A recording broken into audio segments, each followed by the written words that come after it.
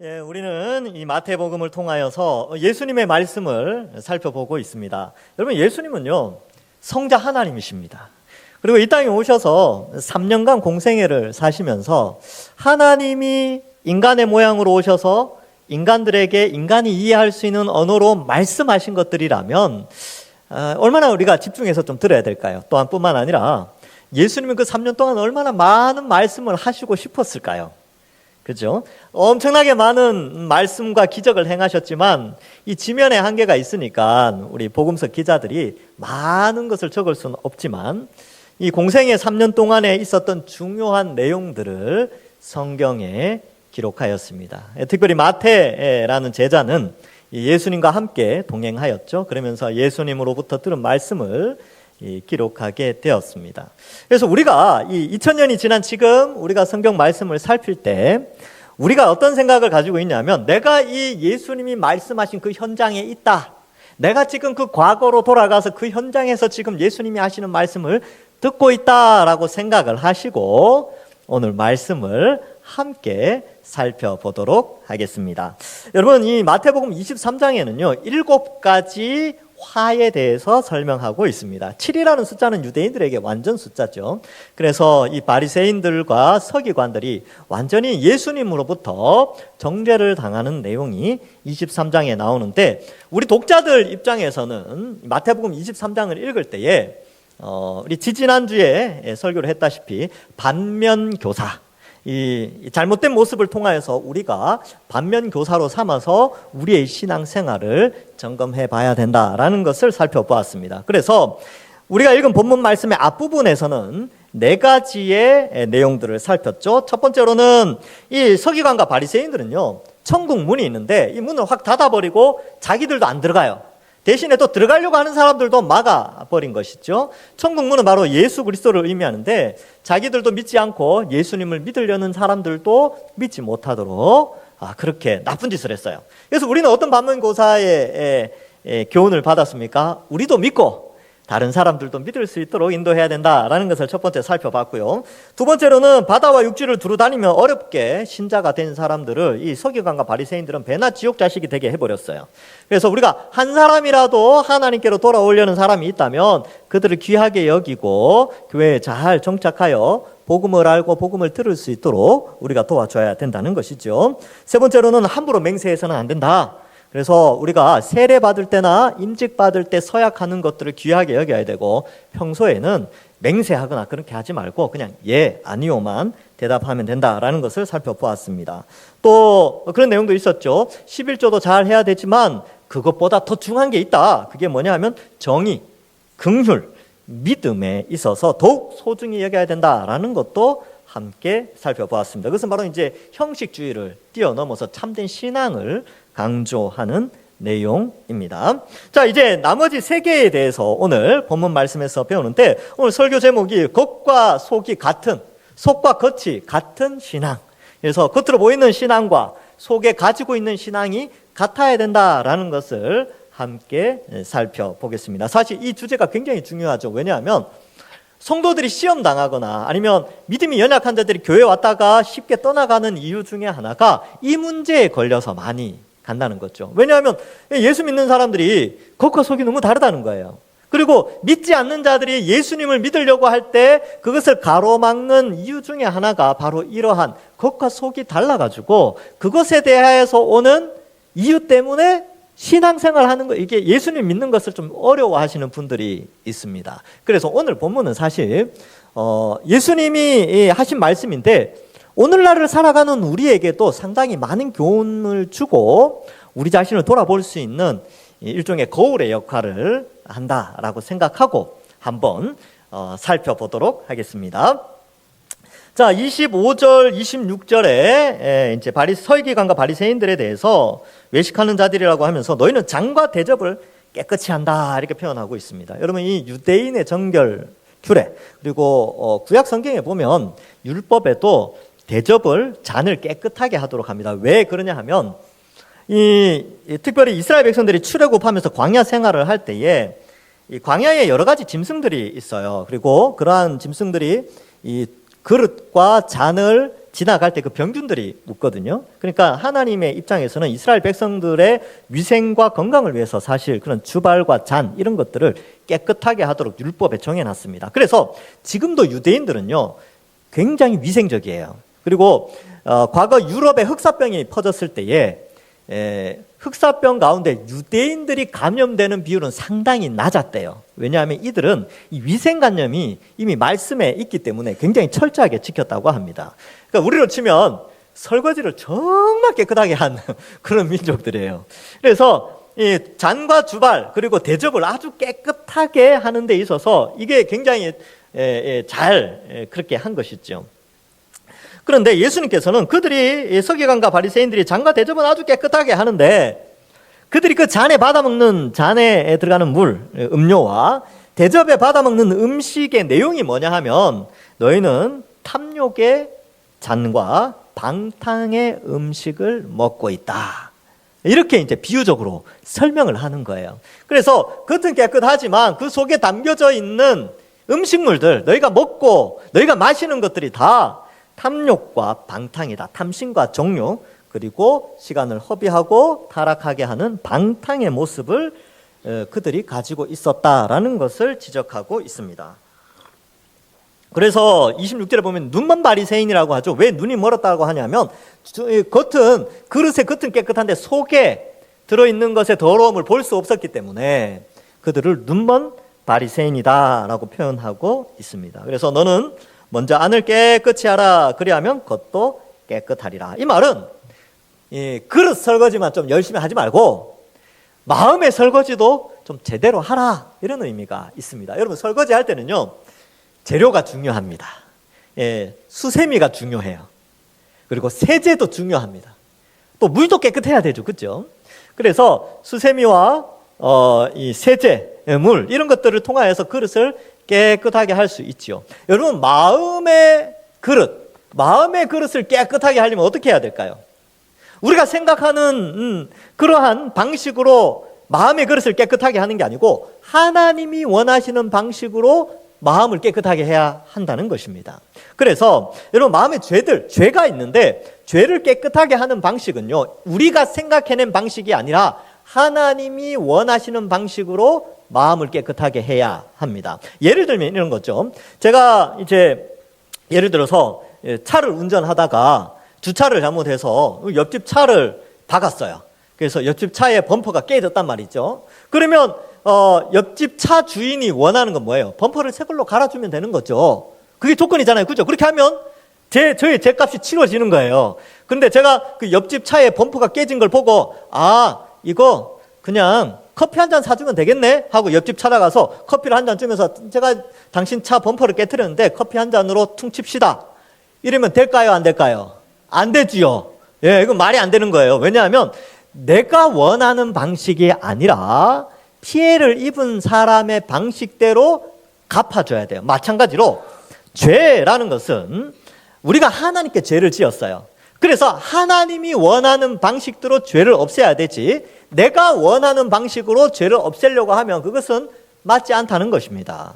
그래서 하나님이 원하는 방식대로 우리의 마음을 깨끗하게 해야 돼요. 근데 대부분의 사람들은 어떻게 죄를 없애려고 하냐면 명상을 하면 죄가 없어지겠지. 아니면 내가 뭐 어디 들어가서 그죠? 골방이나 아니면 수도원이나 이런 데 가서 가만히 있으면 죄가 없어지겠지. 아니면 내가 죄를 지었으니까 착한 일 하나를 하면 죄가 없어지겠지. 이런 형태로 죄를 없애려고 하면 됩니까? 안 됩니까? 안 된다는 거예요. 왜냐하면 그건 내가 만들어낸 거고 정말로 피해를 받은 하나님의 입장에서 원하시는 방식은 그게 아니에요. 그러면 하나님이 원하시는 죄를 없애는 방식은 뭡니까? 바로 하나님 앞에서 회개하는 것이죠. 바로 우리의 죄의 형벌을 대신하여 십자가에 죽으신 그 예수님의 그 보혈의 피로 말미암아 나의 죄의 형벌을 예수님이 십자가에 달려 죽으셨구나라는 것을 믿고 그 하나님의 은혜와 사랑 아래에서 나의 죄를 고백하고 용서해달라고 구할 때에 그때 그 죄가 깨끗해지는 것이죠. 그리고 그 죄를 돌이키면 바로 회개가 일어나는 것이죠. 그래서 아까도 말씀드렸다시피 여러분 이 기름때나 이런 것들은요 그것을 제거할 수 있는 재료를 똑바로 써야 돼요. 옷에 기름이 묻었을 때는 물로 씻는다고 그 기름때가 지워지지 않습니다. 그죠? 뭐 이렇게 세제를 써야 되겠죠. 마찬가지로 마음의 죄, 하나님 앞에 지은 죄들, 하나님이 범죄했다라고 여기는 그 죄악들을 없애는 방식은 하나님이 원하시는 방식대로 없애야 된다는 것인데, 이 서기관과 바리새인들은 율법을 통하여 하나님 앞에 죄를 고백하고 자기가 죄인이라는 것을 깨닫고 엎드려야 되는데, 그렇게 하지 않고 그 율법을 통해서 자기를 자랑하고 자기가 율법 몇 가지를 지켰다는 걸 자랑하는 수단으로 그들이 사용하였다는 것이죠. 그래서 그런 의미에서 이 바리새인과 서기관들이 이러한 이 안을 깨끗하게 하지 못하는 그러한 삶을 사는 것이에요. 그러니까 설거지하지 않았어요. 여러분, 자, 생각해 봅시다. 여러분, 설거지하지 않은 집에 있는 그릇으로 계속 밥을 먹고 음식을 해 먹는다고 생각해 보세요. 어떻게 될까요? 병 걸립니다. 거기에 이렇게 놔두면 병균이 생기거든요. 이게 하루 이틀 3일 한 달 지나 보십시오. 거기에 음식 찌꺼기 같은 게 묻어가지고 얼마나 많은 병균들과 세균들이 자라겠습니까? 깨끗하게 해야 되듯이 마찬가지로 죄는 회개를 자주 해야 돼요. 하나님 앞에서 완전하게 한 번 죄를 씻으면 계속 죄를 안 짓는 자가 아니라, 우리 모두는 사실 이 죄 앞에서 연약한 자들이에요. 그러면 그 죄를 발견할 때마다 예수 믿는 사람들의 특징은 뭐냐면 죄를 안 짓는 자가 아니라 죄를 회개하는 자예요. 날마다 깨끗하게 하고, 날마다 이 잔과 대접을 깨끗하게 하듯이 날마다 하나님 앞에서 자신의 허물과 죄를 고백하고 회개하는 자가 참된 그리스도인의 삶이 되는 것이죠. 그런데 이 서기관과 바리새인들은요, 회개하지 않았어요. 자기들은 깨끗한 줄 알고 있었다는 것이죠. 그래서 그 부분에 대해서 설명을 합니다. 그래서 예수님이 자꾸 외식하는 자라고 하는데, 이 외식한다라는 단어가 연기하다라는 거거든요. 연기자, 연기대상. 그러니까 이 서기관과 바리새인들은요, 이 연기대상 후보자들이에요. 속은 시커먼데 겉은 하얀 척하는 연기를 아주 잘했다는 것이죠.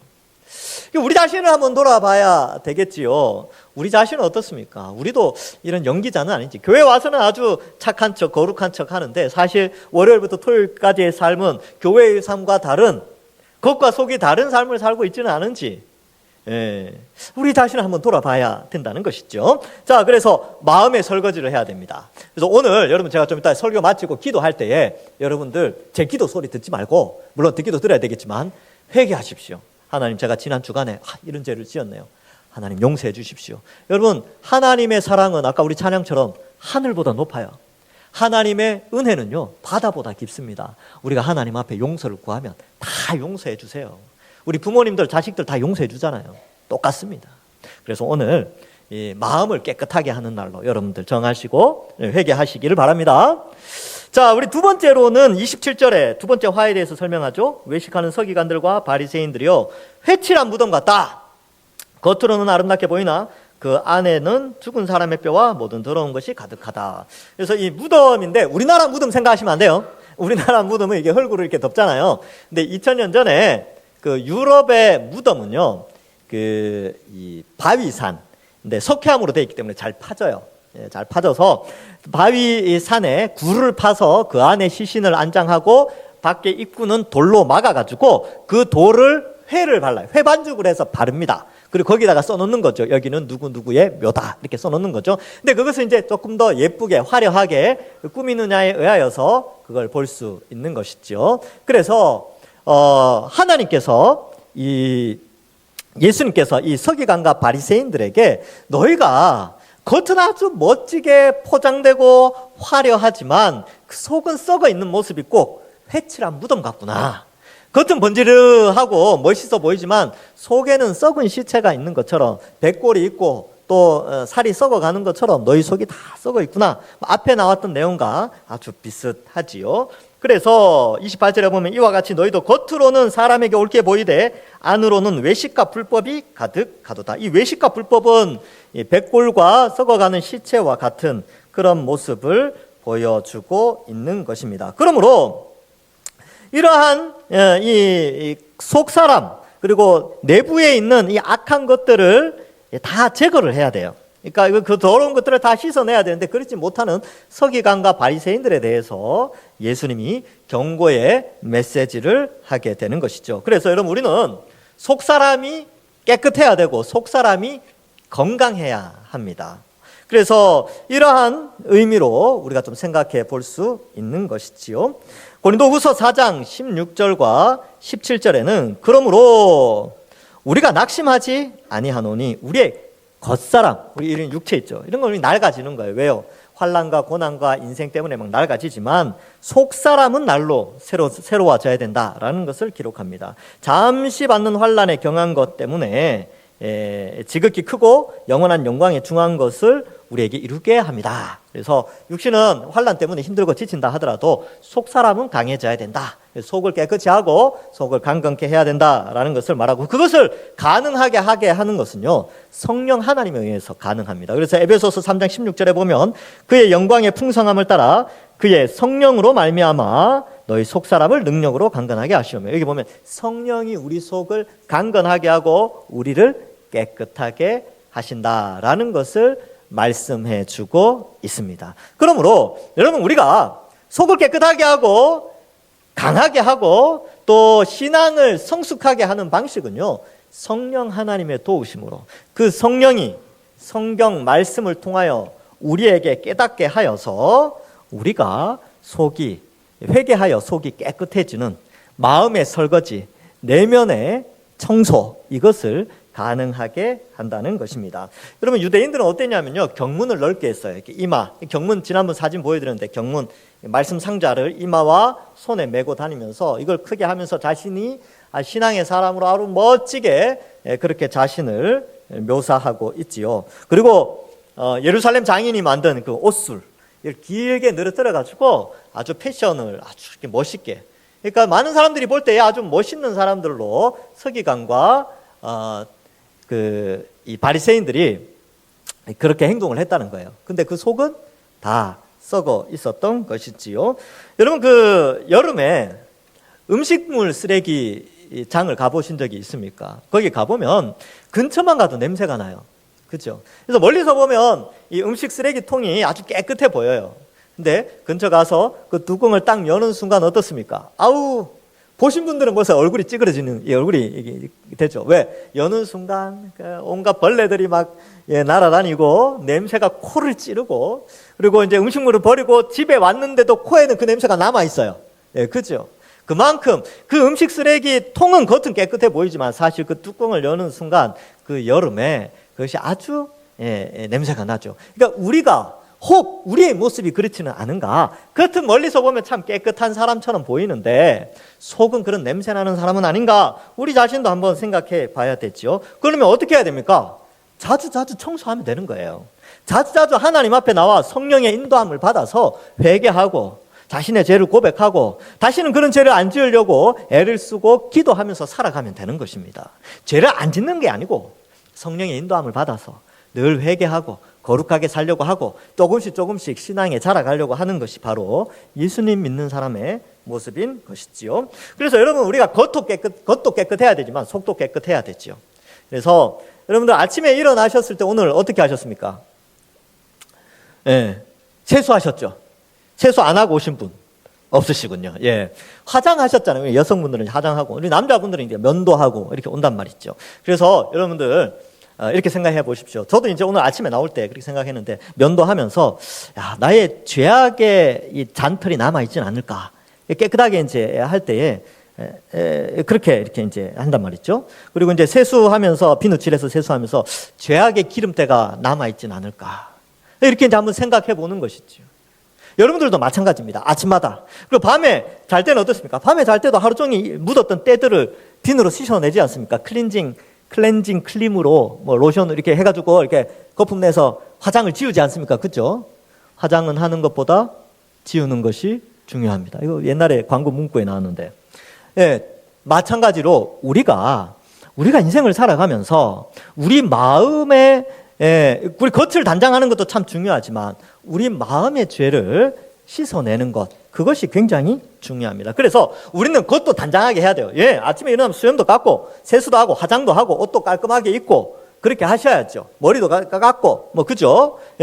사람들 사회생활 하려면 그렇게 해야 됩니다. 그런데 그것도 중요한데 내면이 중요하다는 것을 성경은 우리에게 가르쳐주고 있습니다. 베드로전서 3장 3절과 4절에는 이렇게 기록되어 있어요. 너희의 단장은 머리를 꾸미고 금을 차고 아름다운 옷을 입는 외모로 하지 말고 오직 마음에 숨은 사람을 온유하고 안정한 심령에 썩지 아니할 것으로 하라. 이는 하나님 앞에 값진 것이니라. 아멘. 여러분, 사람들 앞에서 깔끔하게 이렇게 하면 그 칭찬받으면 기분 좋습니까? 안 좋습니까? 기분 좋잖아요. 야, 오늘따라 화장이 참 잘 받았네, 뭐 이런 말 들으면 어때요? 야, 아침에 몇십 분 노력한 게 헛되지 않구나, 이 기분 좋잖아요. 그리고 옷을 딱 입고 왔는데 와, 오늘따라 옷이 참 잘 어울리십니다, 이런 말 들으면 기분 좋으시죠? 기분 좋단 말이에요. 그건 당연한 거죠. 그러면 하나님 앞에서 야, 네가 오늘 하루를 마무리하면서 죄를 회개하고 네 마음이 깨끗하게 되어졌구나, 하나님 앞에 엎드려서 하루를 반성하고 겸손하게 살아가는구나 라고 칭찬받을 때에 하나님이 기뻐하시고 우리는 또 얼마나 기쁘겠습니까? 우리 마음을 단장하는 것, 그것이 하나님 앞에서 값지다라는 것을 성경이 우리에게 가르쳐 주고 있습니다. 자, 그러면 오늘 여러분들 밤에 주무실 때 세수하고 주무실 거 아닙니까? 그렇죠? 화장 지우고 주무실 때 기도하십시오. 하나님, 오늘 하루 혹 하나님 앞에 범죄한 것 있다면, 지난 한 주간 범죄한 것 있다면 이 깨끗하게 씻겨져 나간 이 화장, 그리고 죄의 이 세상의 때들 씻겨 나가듯이 나의 죄도 다 용서해 주십시오. 이렇게 기도하면 하나님 앞에서 그렇게 기도하는 것이 너무나 값지다는 것을 하나님이 우리에게 가르쳐 줍니다. 그래서 이렇게 이제 겉과 속이 같아지는 신앙 우리가 살아가는 것이지요. 근데 이 바리새인과 서기관들은 이 회개가 없었어요. 안타까운 일이죠. 자, 29절 이하에 이제 세 번째 그들의 죄를 설명하는데, 여러분 그 내로남불이라는 말을 들어보셨습니까? 사자 성어는 아니에요. 사자 성어는 아니고 최근에 등장한 신조어 같은 건데 줄여서 한 말이죠. 내가 하면 로맨스, 남이 하면 불륜, 뭐 이런 뜻의 약자입니다. 이게 무슨 말이냐면, 남의 잘못은 막 크게 부풀려 가지고 잘못했다 그러고 손가락질하고 비난하고 막 그러는데 정작 자신이 그 죄를 지었을 때는 굉장히 간대하다는 거예요. 굉장히.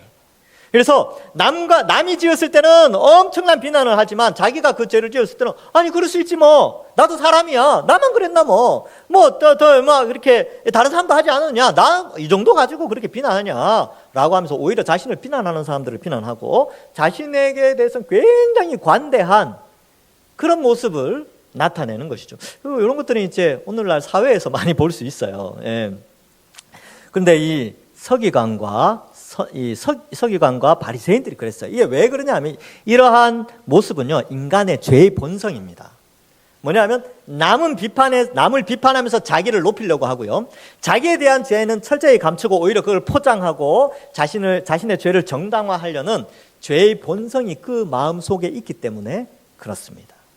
그런데 이것이 바로 서기관과 바리새인들에게 있었어요. 어떤 일이 있었느냐, 29절에 보면 너희는 선지자들의 무덤을 만들고 의인들의 비석을 꾸미며 이르되 우리가 조상 때 있었더라면 우리는 그들의 선지자의 피를 흘리는데 참여하지 않았을 것이다. 이게 무슨 말이냐면, 이 구약의 이스라엘의 역사를 보면 의인들, 즉 선지자들은 왕과 제사장과 백성들에게 죄를 지적하고 바른 말을 하는 사람이었어요. 그렇기 때문에 권력 앞에서 목숨을 많이 잃었습니다. 왜? 왕의 심기를 건드렸으니까. 그러니까 감옥에 가두고 죽이고 막 그랬단 말이죠, 이 선지자들에 대해서.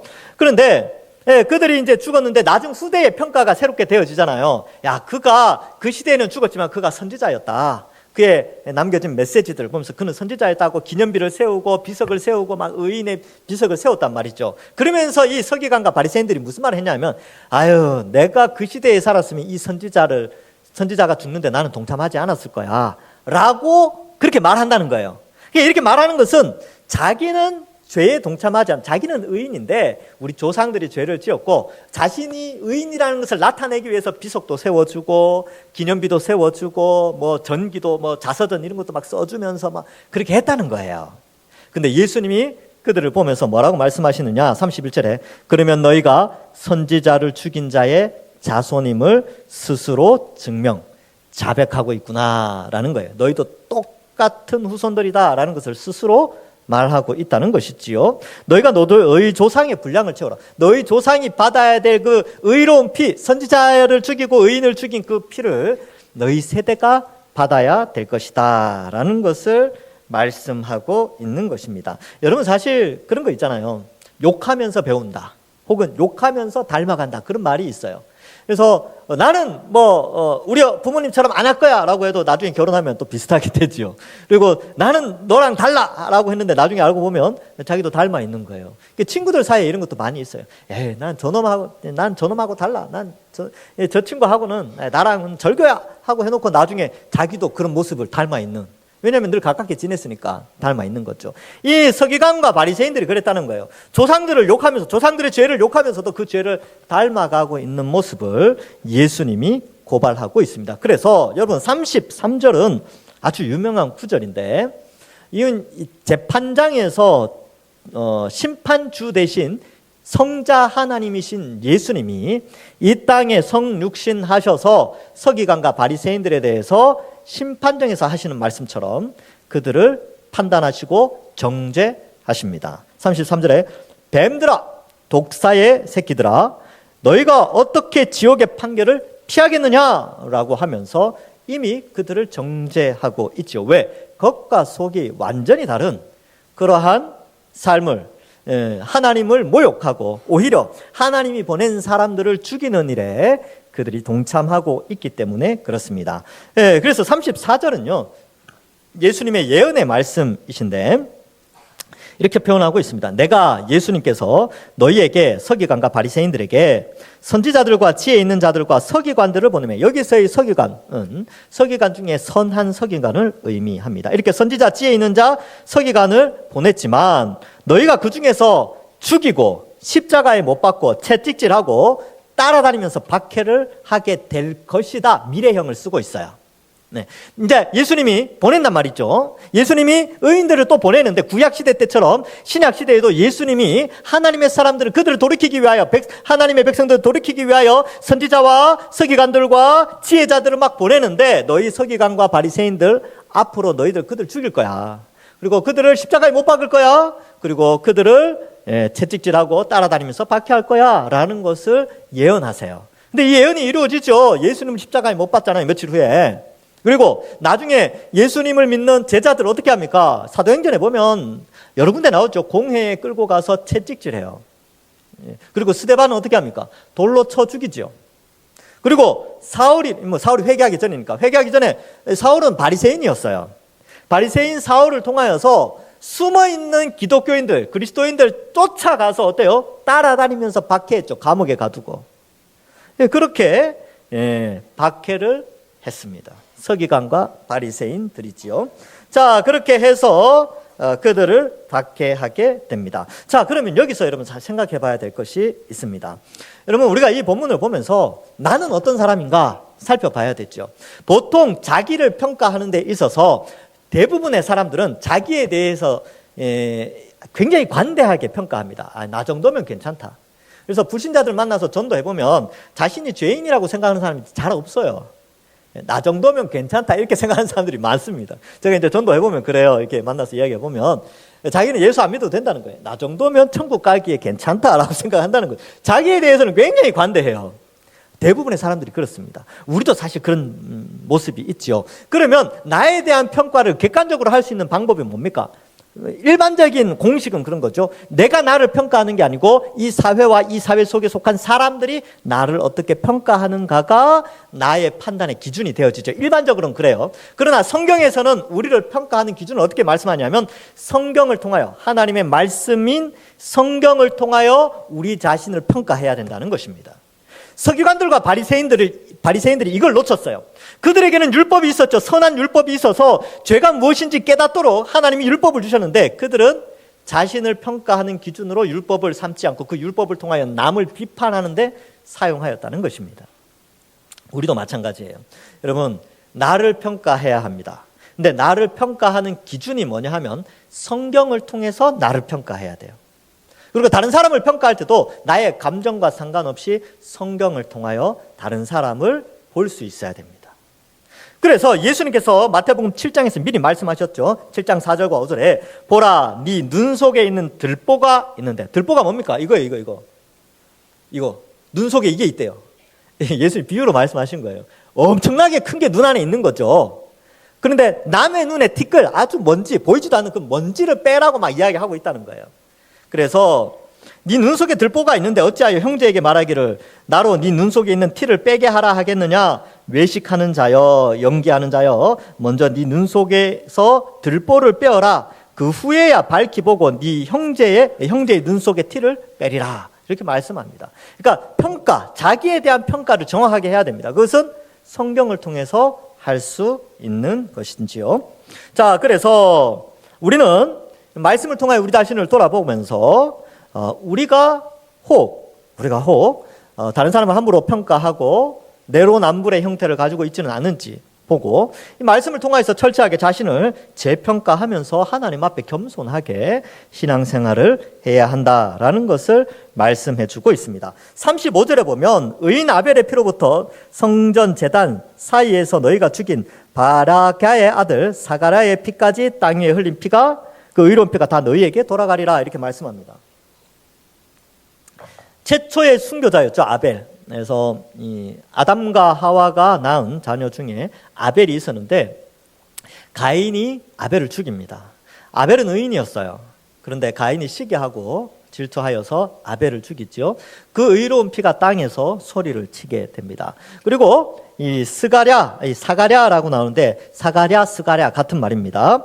이 스가랴가 성전과 제단 사이에 성전 안에 뜰에서 돌에 맞아 죽는 일이 있었습니다. 이 스가랴가 누구냐? 바가랴의 아들 때문에 좀 어려움이 있는데 스가랴 1장 1절에는 다리오 왕 제2년 8째 딸 여호와의 말씀이 이또의 손자 베랴가의 아들 선지자 스가랴, 이렇게 베랴가가 바라가입니다. 근데 스가랴 선지자는 편안하게 생을 마감했어요. 그래서 이 성전의 뜰에서 죽은 스가랴가 있는가 찾아봤는데 역대하 24장 20절과 21절에 나옵니다. 그런데 그 아버지의 이름이 달라요. 그 아버지의 이름이 여호야다로 나오는데 이렇게 되어 있습니다. 이에 하나님의 영 성령이 제사장 여호야다의 아들 스가랴를 감동시키심에 그가 백성 앞에 높이 서서 그들에게 이르되 하나님이 이같이 말씀하시기를 너희가 어찌하여 여호와의 명령을 거역하여 스스로 형통하지 못하게 하느냐 하셨나니 너희가 여호와를 버렸으므로 여호와께서도 너희를 버리셨느니라 하나